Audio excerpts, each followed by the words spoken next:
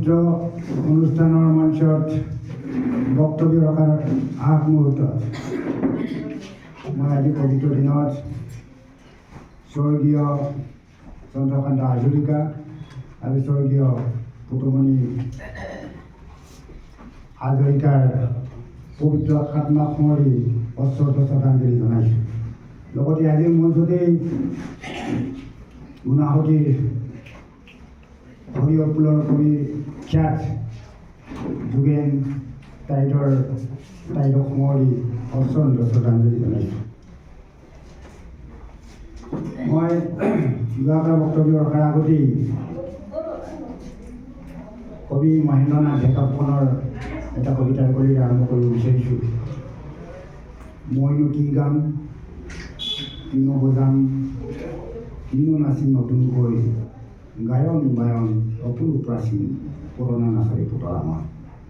হয়, মই আজি আপোনালোকৰ মাজত থিয় হৈ আপোনালোকক নতুন শব্দ বা নতুন বাক্য দিব পৰাকৈ মোৰ বিশেষভাৱে জ্ঞান নাই আৰু আপোনালোকক সন্তুষ্ট কৰিব পৰাকৈ মই একো ক'ব নাজানিম।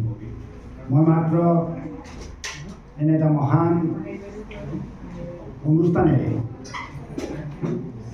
এনে এটা মহান বঁটা এই অভাজনক প্ৰদান কৰাৰ কাৰণে উদ্যোক্তা মণ্ডলী আৰু তিয়ক অঞ্চলৰ বিশিষ্ট ব্যক্তি, সাহিত্যিক, সংস্কৃতিবান ব্যক্তিসকলক কৃতজ্ঞতা জনাবলৈ আচলতে মই থিয় হৈছোঁ।